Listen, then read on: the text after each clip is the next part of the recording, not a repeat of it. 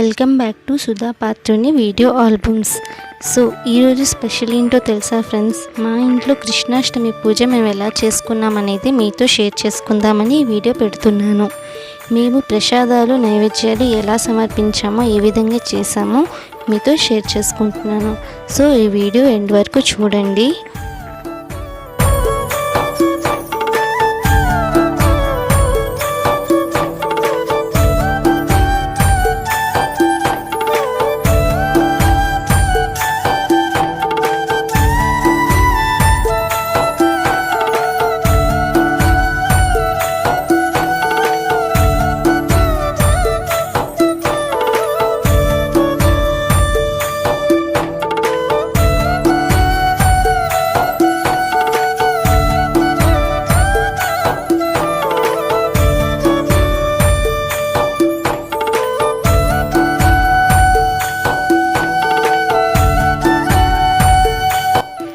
ముందుగా ఒక ప్యాన్ పెట్టుకొని అందులోని 1 స్పూన్ నెయ్యిని వేసుకోవాలి. నెయ్యి హీట్ ఎక్కిన తర్వాత అందులోని కాజు వేసుకొని లైట్ గోల్డెన్ వచ్చేదాకా వేయించుకోవాలి. నెక్స్ట్ అదే ప్యాన్లోని కిస్మిస్ని కూడా వేసుకొని వేయించుకోవాలి.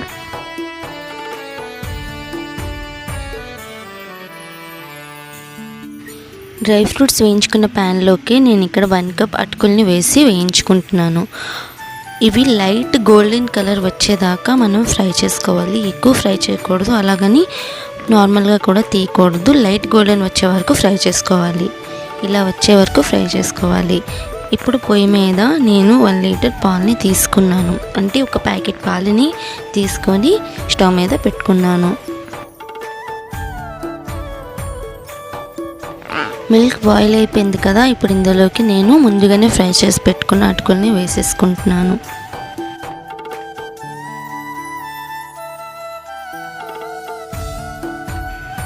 అటుకులు వేసుకున్న తర్వాత 10 మినిట్స్ దాకా బాయిల్ చేసుకోవాలి. అటుకులు బాగా బాయిల్ అయిపోయాయి కదా, ఇప్పుడు నేను ఇందులో 1/4 కప్ షుగర్ని యాడ్ చేసుకున్నాను. మీరు మీ టేస్ట్ని బట్టి షుగర్ని వేసుకోవచ్చు.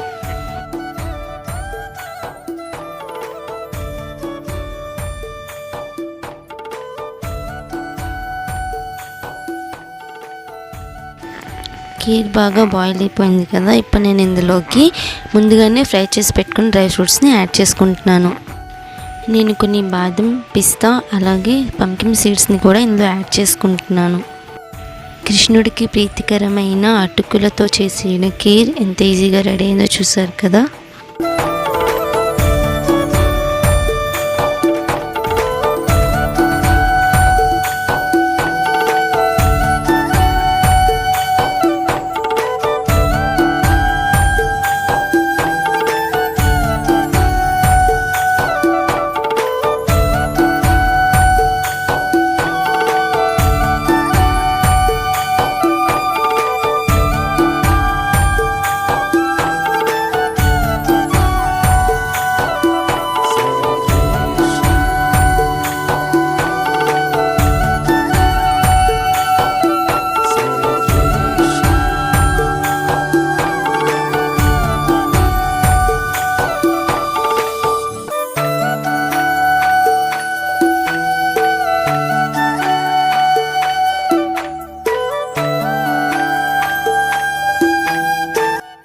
ప్యాన్ పెట్టుకొని నేను ఇక్కడ 2 కప్స్ అటుకుల్ని తీసుకున్నాను. అవి ఇప్పుడు ఇందులో వేసుకొని ఫ్రై చేసుకోవాలి.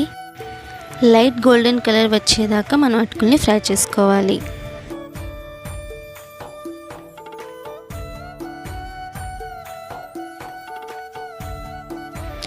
అటుకులు ఫ్రై అయిపోయాయి కదా, ఇప్పుడు వీటిని 10 మినిట్స్ కూల్ చేసుకున్న తర్వాత పౌడర్ చేసుకొని పక్కన పెట్టుకోవాలి. ఇప్పుడు 1/4 కప్ షుగర్ని నేను ఇక్కడ తీసుకున్నాను, దీన్ని కూడా పౌడర్ చేసుకోవాలి. ఇప్పుడు ప్యాన్ పెట్టుకొని అందులోకి 1 స్పూన్ నెయ్యిని వేసుకోవాలి. నెయ్యి హీట్ ఎక్కిన తర్వాత అందులోని 1/2 కప్ కొబ్బరి ముక్కలు తరిగి వేసుకోవాలి. నేను ఇక్కడ 1/2 కప్ మాత్రమే తీసుకున్నాను, అంటే ఒక చెక్క మాత్రమే కొబ్బరి ముక్క తీసుకొని ఫ్రై చేసుకుంటున్నాను.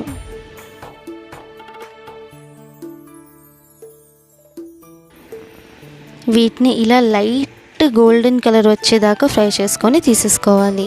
ఇప్పుడు నేను అదే ప్యాన్లోకి 2 టేబుల్ స్పూన్ నెయ్యిని వేసుకుంటున్నాను.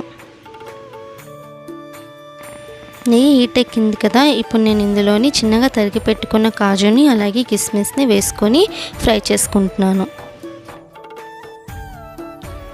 డ్రై ఫ్రూట్స్ బాగా ఫ్రై అయిపోయాయి. ఇప్పుడు స్టవ్ ఆఫ్ చేసేసుకుందాము. నేను ఇందాకలా ఫ్రై చేసి పెట్టుకున్న కొబ్బరి ముక్కల్ని ఇలాగా కొబ్బరి కూరలా చేసేసుకున్నాను. ఇప్పుడు ఒక బౌల్లోకి ముందుగానే చేసి పెట్టుకున్న అటుకుల పౌడర్ని వేసుకోవాలి. ఇప్పుడు ఇందులోకి ముందుగానే చేసి పెట్టుకున్న షుగర్ పౌడర్ని కూడా యాడ్ చేసుకోవాలి.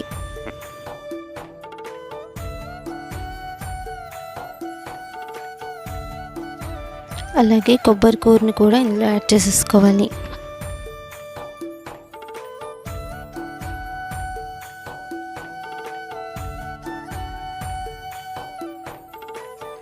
ఇప్పుడు ఇందులోకి చిటికేడు పచ్చికర్పూరాన్ని నేను ఇక్కడ వేసుకుంటున్నాను.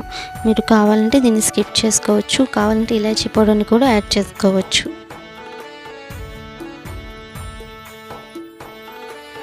ఇప్పుడు ఇందులోకి మనం వేడి చేసి పెట్టుకున్న డ్రై ఫ్రూట్స్ వేసిన నెయ్యిని కొంచెం కొంచెం చొప్పున వేసి ఉండల్లా చుట్టుకోవాలి. ఒకేసారి మొత్తం యాడ్ చేసేయకూడదు.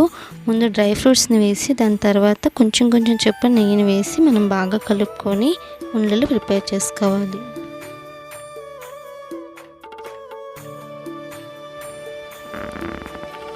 ఇలాగా చూస్తే ఉండ అవ్వట్లేదు, సో మనం ఇంకొంచెం నెయ్యిని యాడ్ చేసుకోవాలి. నెయ్యిని యాడ్ చేసుకున్న తర్వాత మళ్ళీ బాగా మిక్స్ చేసుకొని ఇప్పుడు ఉండని ప్రిపేర్ చేసుకోవాలి. గట్టిగా నొక్కుతూ చుట్టుకుంటే లడ్డూలు ప్రిపేర్ అయిపోతాయి. సో ఈ విధంగా లడ్డూల్ని చుట్టుకోవాలి. చూసారు కదా, ఎంతో రుచికరమైన అటుకుల లడ్డు రెడీ అయిపోయింది.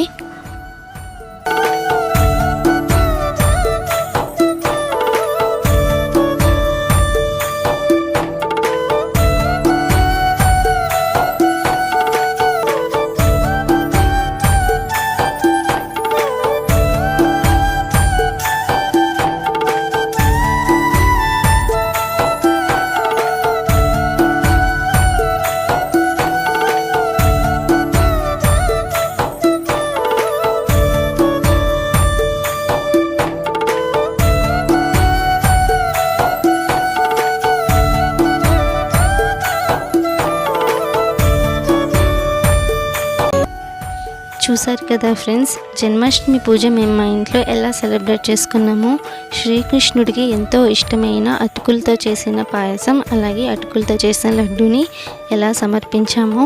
సో మీకు ఈ వీడియో కనుక నచ్చినట్టయితే లైక్ చేయండి, షేర్ చేయండి, సబ్స్క్రైబ్ చేసుకోవడం మర్చిపోవద్దు. మీ సపోర్ట్ ఎప్పుడు మాతోనే ఉంటుంది అని నేను కోరుకుంటున్నాను. అండ్ అందరికీ once again happy Janmashtami. So next వీడియోలో మళ్ళీ మీ ముందుకి వచ్చేస్తాను. Bye friends, take care.